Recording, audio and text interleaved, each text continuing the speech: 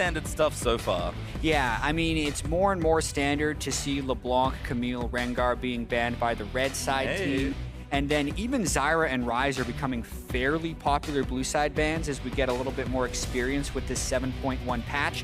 Throwing in that second support ban as well is going to push things almost more towards Olleh's champion pool. His Morgana play has been very strong. And in order to make that kind of a higher value pick, you actually do want to push the supports down a little bit off the S tier, which is why they banned it away. Yep, you don't want to first pick them because you want something a little bit stronger, but you don't want to give them away. So those bans make sense for Immortals. Rengar is the standard for Cloud9 to finish off their final ban, and I'm expecting a strong jungler here from Immortals. Rek'Sai makes sense. Oh, sorry, Kha'Zix makes the most sense, but we'll see what Immortals want. Yeah, there definitely does appear to be these champions that are just looked at as the best in the role. Rengar's the best jungler. It appears the teams are saying Kha'Zix is clearly the second best jungler. Something that was fairly evident in Cloud9's drafts last week is that they agreed with Kha'Zix as the best jungler, and it looked like they saw Ashe as the best AD carry, although we don't know what has necessarily changed for these teams, because yesterday we were watching that lethality Varus build make a big comeback with the Ghostblade into Edge of Night being picked above Ashe in a lot of games. So we'll see if Cloud9 is kind of in that world, or if they're still looking as Ashe as a big pick, because I wouldn't be too surprised to see it here. Well, there's first pick Karma for Cloud9, so they're saying, okay, if you're going to take our supports, we'll take a different S-tier range support away. And you said Ashe already, that makes quite a lot of sense, but we'll see if Cloud9 have something else in mind for their second pick here, because they've got quite a few options. Yeah, and that's the cool thing about watching Cloud9 draft is not only do they have the options of being on the red side here, it doesn't seem like they have many holes or gaps in their champion pools, so they can really do whatever kind of strategy they want. And this is sort of what you were talking about. They are going to take a bottom laner, which I did expect here to take a full lane away, but it's not Ashe, it's not Varus, it's actually Jhin. Yeah, and this just kind of goes to show the ever-evolving landscape of picks and bans, and also why it is really hard to predict what Reaper's going to do in the draft phase, because I looked pretty in-depth at their drafts last week, and I was like, all right, in situations when Ashe is available, they pick Ashe.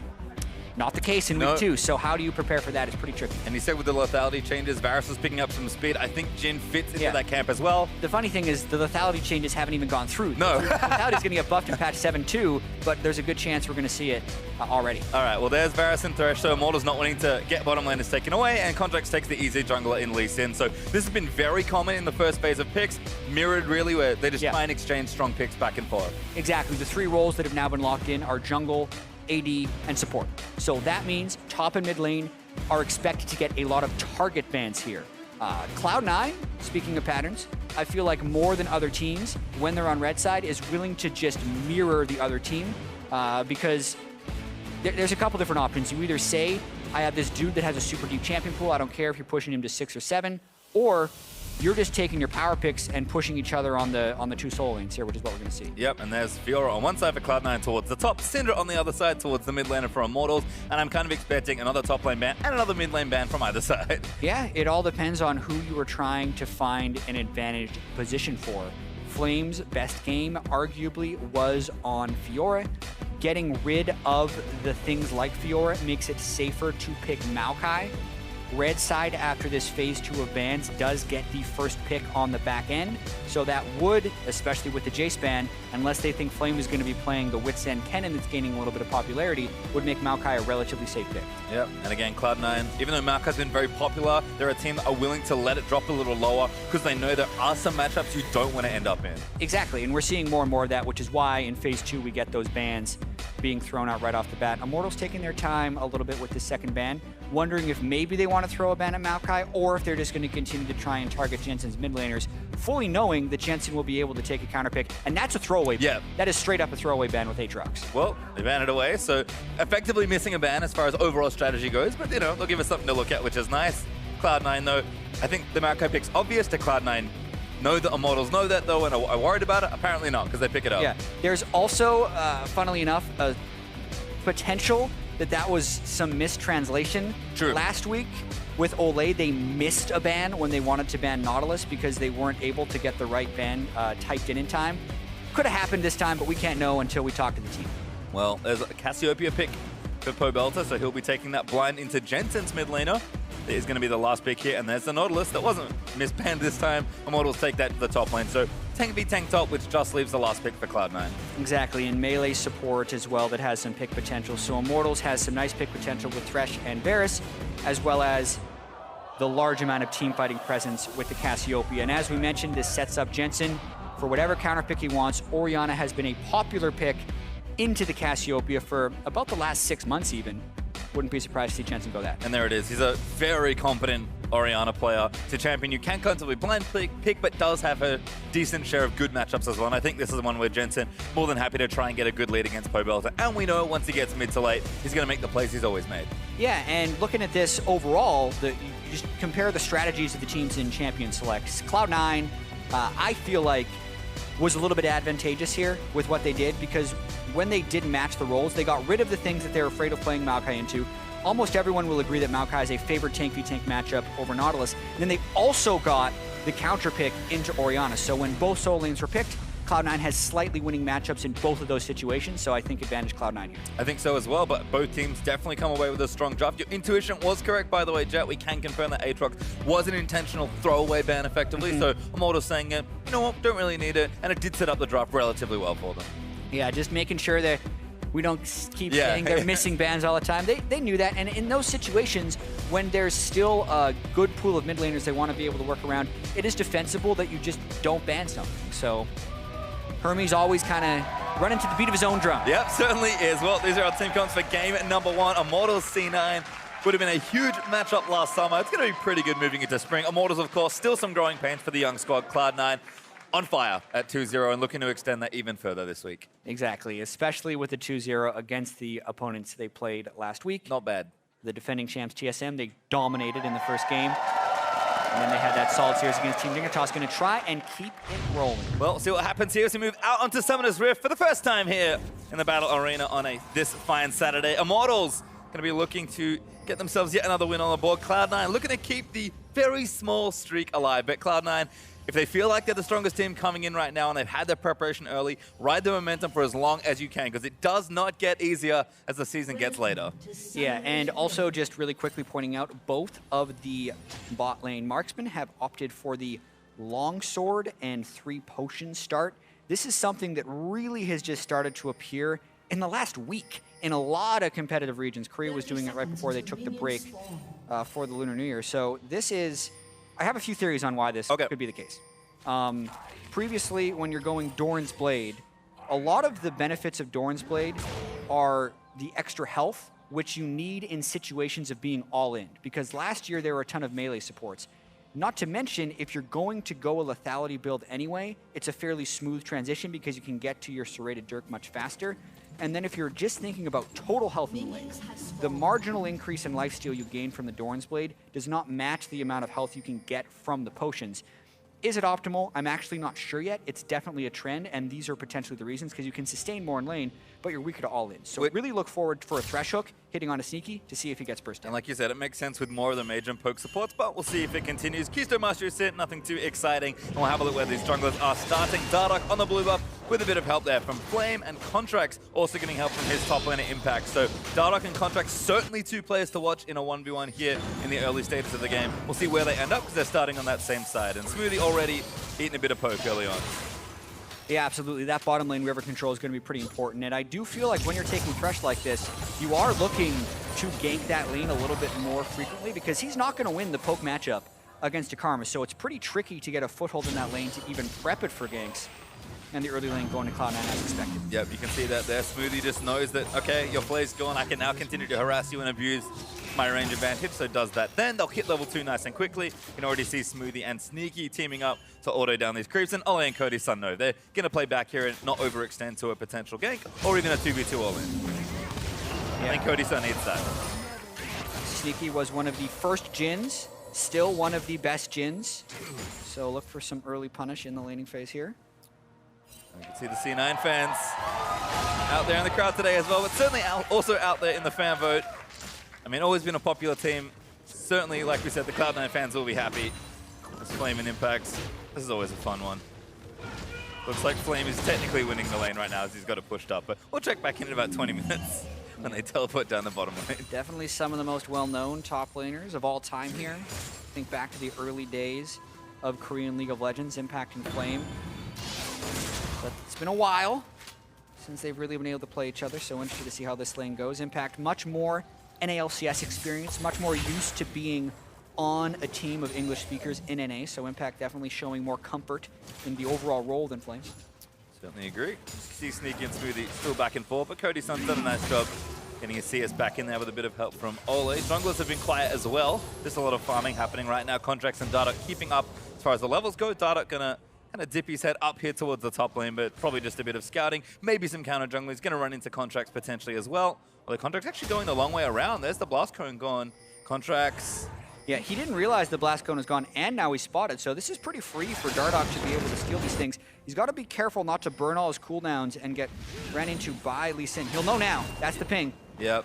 If they collapsed on Dardoch right now, he'd be in trouble. He didn't see that Sonic Wave go over the wall. Oh, and there's the Crow going down. He takes the big one as well, so a good amount taken away. Contract's going to have to waste time taking these as well. Dardoch just waiting to try and do some damage. Now he's back in. He wants to steal them again. Thunderlord's procs. There's damage onto Contractz, and he's forced out again. Yeah, one of the reasons you're seeing Kha'Zix see play over Lee Sin is those early game duels. Normally no one can stand with Lee Sin, but Kha'Zix can very easily. Kha'Zix certainly can in a 1v1. Jensen though ghosting in out of Pobelter. Flash is still here. Jensen actually. Flash for flash. Just gonna, burn a flash there. Actually forced it away, but Dardoch's down here as well. Brent Blast ready. Jensen has his flash, but doesn't need to burn it. Very cool under pressure. Yeah, beautifully played by Jensen right there. Pobelter almost expecting Jensen to go for a flash QW and then turn it, but Jensen doesn't go over aggressive, still had the threat of his flash, and doesn't even have to burn it once Dardoch arrives, so he got the counter pick, so to speak. Orianna into Cassiopeia. Still very much a skill matchup, but Orianna can be favored, and Jensen's showing you why here. And you can see the basics of why it is a problem. We didn't see the early lane play out, but there's so much threat with Orianna at range where Cassio does have to get really up against it in the mid to short ranges to deal damage to you. So Jensen, he knows that, he's going to abuse it, but Pobelter just burns his summoners, doesn't go down. Control word, refillable, and Tear of the Goddess is a nice start for him as well. Yeah, the build path that Pobelter is able to get on his first back, like you say, is pretty smooth. We'll see what Jensen decides to come back to lane with. He should have enough gold for a Lost Chapter and boots, plus a control ward if he wants it, which should be the expected build path early.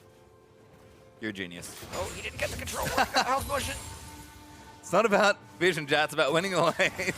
Somewhat. It depends where your priorities are early. Well, extra health potion instead of the control ward, man.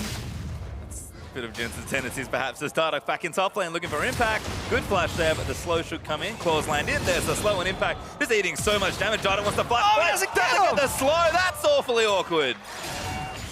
Yeah, it really is. You have to know if you're Flame what your flash ranges are and whether or not you can catch him with the E. Doesn't get him there, basically burns his flash instead of having it for a later game. Oh, Smoothie's here. Moves the blast cone. Good lantern though. Ooh. That was close. If Smoothie would have waited a little bit on his auto attack, he actually blasts Pobelter into Lee Sin, and he has no summoners. But because the blast cone missed, Pobelter can just waltz onto that dark passage, and he narrowly avoids getting first blooded there. Contractz is actually sticking around here as well, but Dardoch's back in top lane. Impact now going to get ulti. Dardoch back in on top of it. Impact ultimate. Probably not enough for this. Q does get the double knockback. Going to get towards his crit wave, but that is enough. Contractz did get chunked out a little bit. I believe Pobelter may have saw him and was unable to have a gank followed up on by Jensen. But imagine if Flame actually did have flash for that follow-up. There's a chance he would have been able to block Impact. But again, Impact absorbs a gank and now getting potentially pushed off the turret. Dardoch spending so much time up here with Flame. I mean, Flame's even pulling this creep wave early on. This is a... He doesn't want to let him get to turret. Nope, he's going to go and get there. Impact's like, all right, I'll fight you off and go back to the creep.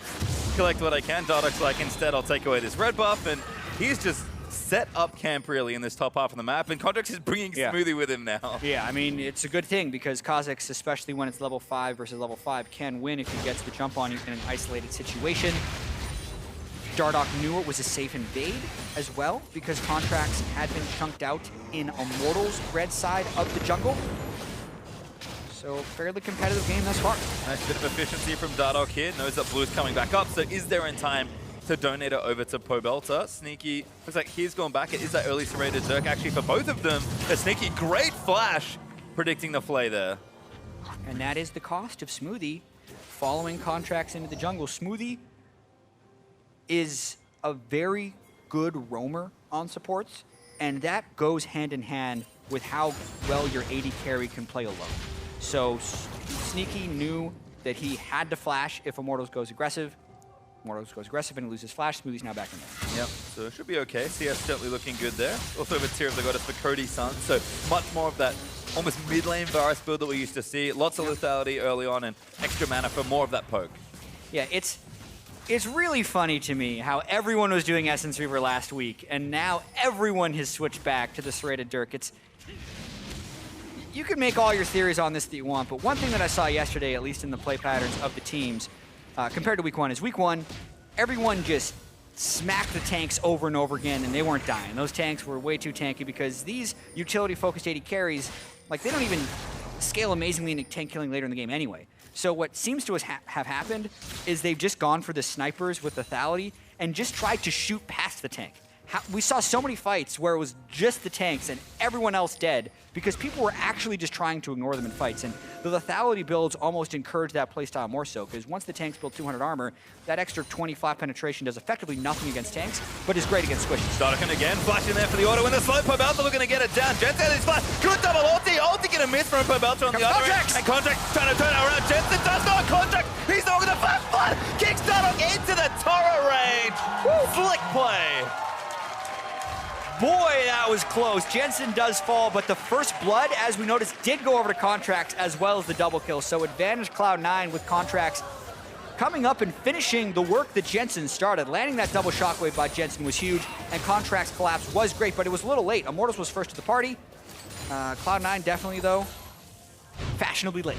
Yes, let's watch this one again. Dardoch starts it off correctly here.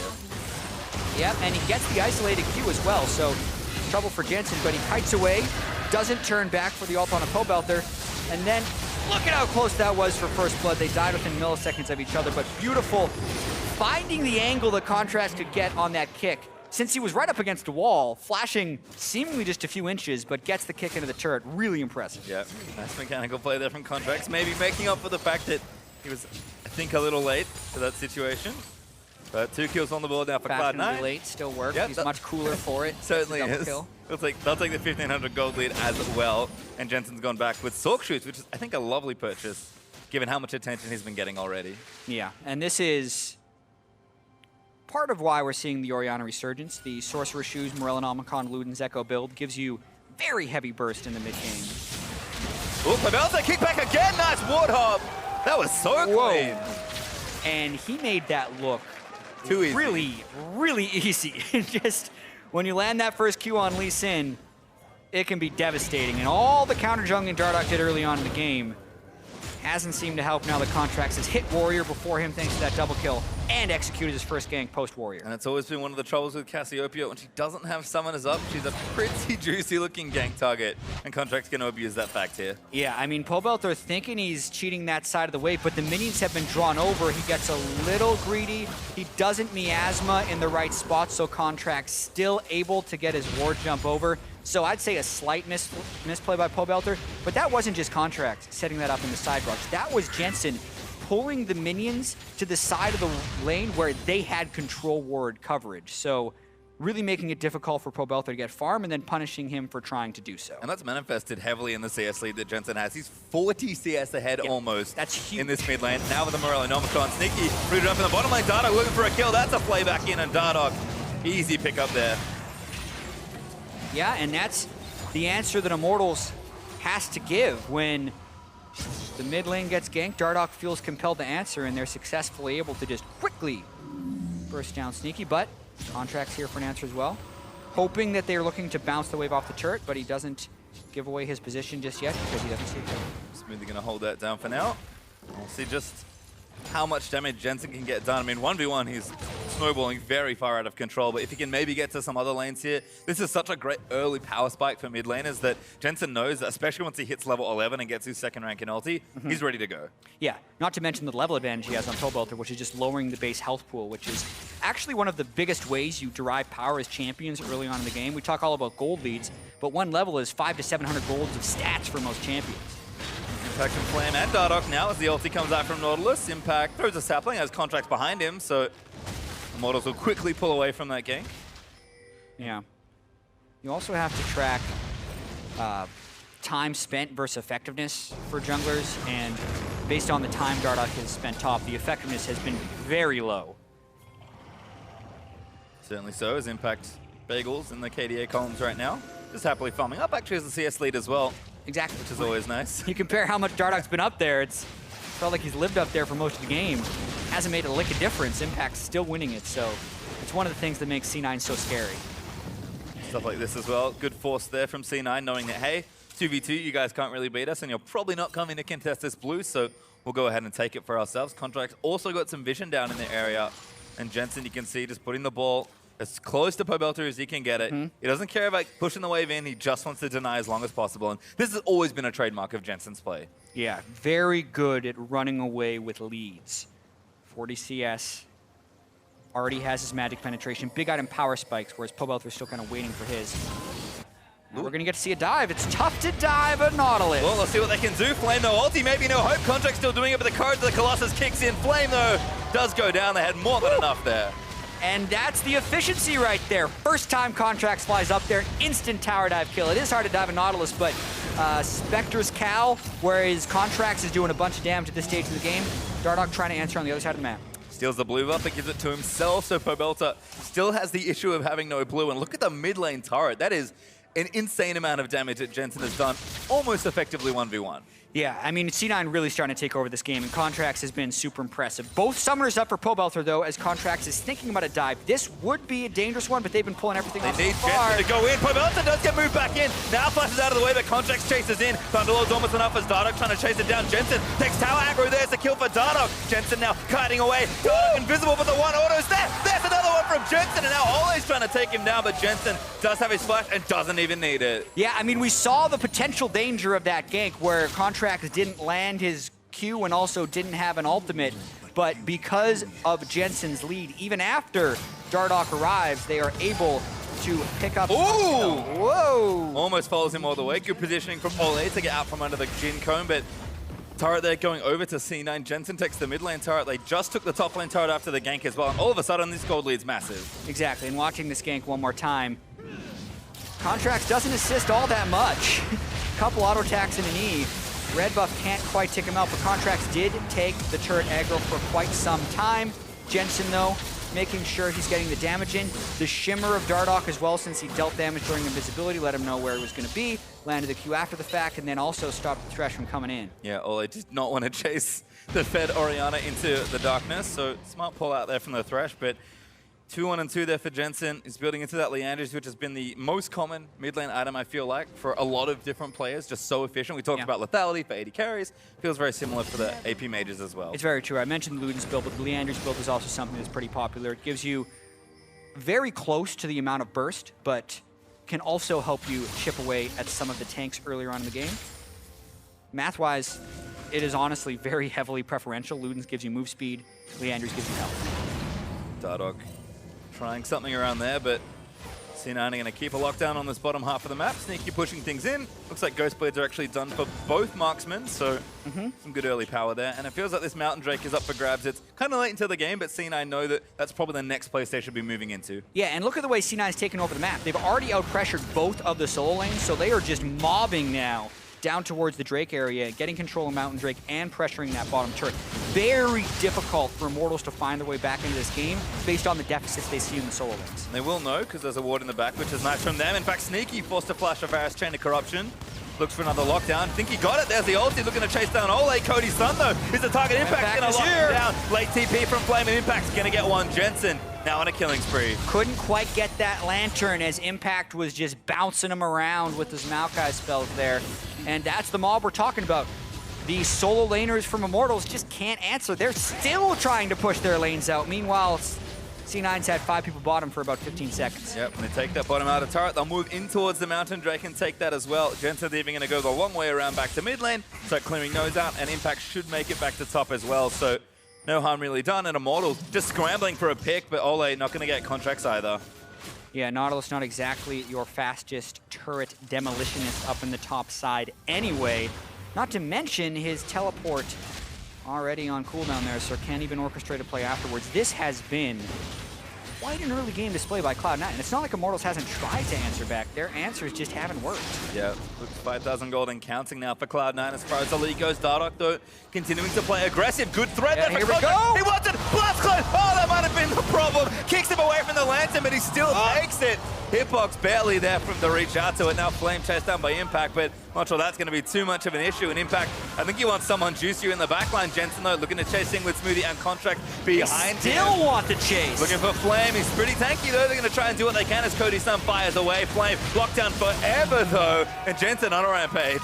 Man, hard life if you're Flame when you flash Dredge line to escape and the team has no problem following up to get the kill. They kill Flame, they're going for more. Impact straight in onto Cody Sun. It's out of position. Jensen pops him. And they're going to look for mid-tier 2. Yeah, I mean, this is just a continuation of Cloud9 in week 1, except they're looking even better. Everyone else is still in preseason form, but C9 just feel like they're clearly in mid-season form and beyond. They're so clean right now. Breaking inhib before 20 minutes. Yeah, this is done here, and they're going to go for the inhibitor as well. Why not? They know Immortals can't really fight them. Ultimate's still up almost across the board, and in less than 20 minutes, Cloud9 will start streaming supers into Immortals mid lane. Good play from Dardoch to salvage the Mountain Drake, but that's all he can do. He wasn't able to withstand the barrage that C9 was thrown out in the mid lane, and Pobelter is going to try and pick up a turret on the back end of this, but that's the first turret against 5, which C9 has already been able to pull up. So the early game here from C9, very impressive. And we'll see how quickly they can close this one out. And look, they'll be sad to not have that Mountain Drake. Oh, Pobelter's going to be sad as well. Picked up by Contractz solo, perhaps. No, Sneaky comes in for kill credit. Good guy Contractz, giving the kill to his marksman, says, I've snowballed pretty hard on Lee Sin. I got my warrior first. After that, my power curve kind of levels out. Meanwhile, we got the AD. Let's give him some kills. Very smart to also get the assist pool there and allowing Sneaky to participate. Clever stuff. And I think Cloud9, they probably did want the Mountain Drake that Dardoch stole away, but they had other things to do with the picks they got. Yep, all shot calling League of Legends is a series of trade-offs. And middle inhib, worth the 1 Mountain Drake to the team that's probably never going to touch a turret again. Yep, and I mean, look, those aren't the trades that Immortals wanted, but then they're not good trades, but they have to take them, so they might as well. But it's an unbelievable lead from Cloud9, almost 7,000 gold ahead. Looking towards Baron very early because they're just that strong. I mean, 2 items for Sneaky, 2.5 for Jensen. Impact looks pretty unkillable at this point, especially for poor Cody Sun, who's still chasing those items and doesn't do that much damage to tanks anyway with the build that he's going. Yeah, exactly. And I mean, compositionally, it's not terrible for Immortals in the case that they have the Cassiopeia to do sustained damage, and therefore they can have Cody Sun go a more poke-focused build that looks to shoot through tanks while the Cassiopeia takes down the tanks. That's all well and good when you're not down 7,000 gold and unable to build your Void Staff before the Maokai can get 150 magic resistance on top of the shields offered from Orianna and Karma, which is why C9 is just in a really powerful position right now, hitting the item power spikes before Immortals can get the counters available. And they've got their control, they know what to do, they're going to dance around this Baron. Dardoch going to peek his head in, instantly leaps away from Smoothie, who is looking to get the tether down. Impact down towards that bottom lane with the teleport ready to go, and C9 quickly rotating topside now. The wave is there to join them, and they'll get that pushing as well. So, I mean, it's pretty clinical from Cloud9 at this point. They're doing all the right things in Immortals. They just take what they can. Cody Sun was top lane getting farm, books it as soon as he sees more than one Cloud9 member. Exactly. Immortals was trying to get the mid lane turret pushed in, but if they would stay in that mid lane, they would easily lose probably a second inhibitor. They're maybe going to try and force a fight here, but they're just not in time. Immortals unable to keep up with what Cloud9 is putting at. Good dodge there from Olleh. Doesn't get queued from Contractz, but Dardoch's very far forward here, and I think Contractz knows it. He's looking for a play, gets played back in. Might get 1v1s here. Dardoch actually going in, but kicks him through. Flame actually TP'd in, but Impact's now going to join as well. Hook onto Smoothie's not bad, but Jensen looking for that ulti. Jhin going to open up as well as Contractz still on the right for a flank. Smoothie eating snipes there, but Impact looks so tanky as Pobelter eats the bullet there from Jhin ulti. Flame once again, he's going to get locked down, and they're just going to take what they can get here. Cloud9 looking for a kill. Get one. There's Cody Sun on the other end of the ulti from Orianna. Cloud9, they've only got 1 kill, but that's kind of all they need. Yeah, kind of a slow roll fight right there. I did like Flame's TP to kind of section off C9, and that's a type of play that would work if Immortals wasn't down 9,000 gold Because they are, though, C9 can just kind of brute force their way through to this second inhibitor. And the bad news is that Impact had the wave prep before making that teleport because they got the lead as far as map movement goes. So if they wanted to, they've got it prepped in bottom lane. They'll back away, though, spend their gold, and then look to end the game.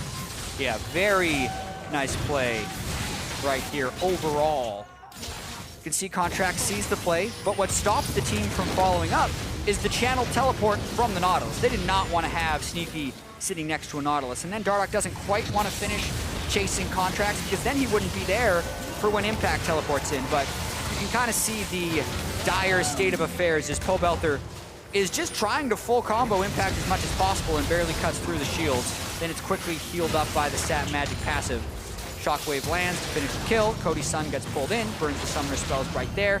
Not much more Immortals could do. That looks sneaky, though. We know he's good on these sniper-style champions. That was a pretty ridiculous series of Jhin shots to get poor Pobelter down to almost death. Yeah. I look forward to the day where we can track skill shot accuracy automatically in this game and then start comparing some of these elite players like Sneaky on Jhin and how accurate they can really be. Yeah, he'll certainly be up there. But Cloud9 doing the play that they've set up already. We're going to take down this bottom tier 2. We've got 2 waves of supers streaming into the top and mid lane. Immortals having problems already in those sections, and it's only going to get worse. They're grouping up. They're going to try and find a pick here, but Cloud9 going to throw a sapling over, not even falling for that one. Yeah, and look out for an Impact flash initiation into a Shockwave, especially on someone like Cody Sun, who has no summoner spells available, because that would be an instant kill based on the current items for Cloud9. It's like Sneaky's actually getting the lane prepped in mid lane because the inhib respawn, so Cloud9 going to go ahead and do their paperwork, I suppose. Make sure they get everything done out of the way. There is a Mountain Drake they can look at in about 40 seconds, but not sure we'll get that late, given that Cloud9 are looking to go for the throat right now. Yep, just trying to cycle through, making sure they're keeping the inhibitors down. They always have the option of peeling back for Baron or a turret, but they've been pretty quick about taking their advantages. The question is just how safe do they want to be? Sneaky a little low, so perhaps worried about the health pool. Cloud9, yep. I think maybe agreeing they'll go back and take the safe objective. Plenty of pressure already being dealt. Baron's still up if they feel like they need it. And Impact again. No one can really touch him 1v1. I mean, he's not going to kill people, but he's probably not going to die. He's managing to get that wave pushed in again, as Cloud9 is doing everything by the book right now.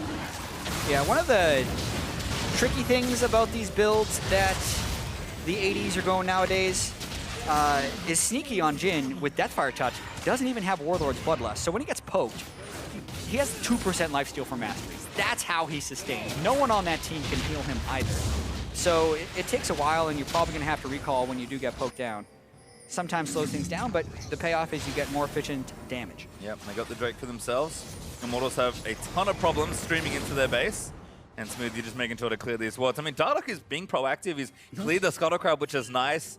So Cloud9 can't do Baron completely, unwittingly for Immortals. But realistically, is Dardoch going to be able to get out there and try and steal it? Probably not. Yeah. But the fact that he's trying shows good awareness from the player. Because Immortals, they know they're far behind. They're just doing whatever's presented to them. And again, it's not good, but it's something. Exactly. It's hard to look good when you're already in a deficit like this. Of course, early on in the game, Dardoch would have liked to have more effectiveness with his ganks. This is a quick Baron rush. Immortals trying to pile in. If they would like to come back, look, right here. Land. They're actually going to turn back over onto someone. Looks like Olleh's the target. Pobelter, good two-man ulti, finds Smoothie for a bit of extra. That's a good start for Immortals, though. Flame again with a redemption for Smoothie. Does heal his team up. A Contractz trying to 1v1 Pobelter. Blastcon actually moves him out of the way, but Pobelter's going to die on the side here. Snipe there from Sneaky is not needed as Contractz gets that kill. And Immortals committed everything, but that's not enough. Dardoch clip back in as well after the lead. Jensen going godlike as Flame's getting a dove on by Impact. That should be 3 kills as the Lantern's just out of reach. And Cloud9 going to stream in and end it. Yeah, Jensen does some damage, I think it's safe to say, with that build at this stage in the game. 2 inhibitors already down, 3 people dead. C9 knows they do not have to kill the Baron. It looked a little dicey at times, but they knew what they were doing. No casualties. Super minions in the base. C9 is going to take game 1. Immortals make the play that they really could only make, but Cloud9 with such a clean-looking first game will shoot down the Nexus and improve their record. This team is looking absolutely red hot. Yeah, and this isn't against an Immortals team who had another week practicing with their new support. So Cloud9 looking even better in game 1 than they did last week. Jensen in particular, 8-1-4, held that 40 CS advantage all the way from 10 minutes till the end of the game. everything just seemed to be clicking, Pastry. Certainly did. I mean, credit to Jensen. He's an incredible player. He's a particularly good laner when he's allowed to play the stuff he wants to play, but that's known information. Contractz really started a lot of that as well, despite the pressure from Dardoch, who is a jungler that will consistently get in your face and bury you if he's able to. And he was the star of that early game for me. Like, we wanted to look at these two young junglers coming in 1v1. Contractz is like, yep, take your first pick, Kha'Zix. I'll just romp you and Lee Sin, and that's exactly what happened. Yeah, and that is one of the things we even mentioned kind of coming into this game is early on in the split, C9 just seems to be clicking at such a high level where they're not having to compensate for anyone in the draft phase. Week 1, we thought maybe they were trying to give Contractz an easy introduction into the LCS. They picked his jungler before the enemy jungler every single game. But here, they were very okay with him being on Lee Sin, saying they no longer have to worry about him at all. And when they do that, he pays off. He's pretty good, as it turns out here. Well, we're going to take a closer look on that win and send it over to the analyst desk. Thank you.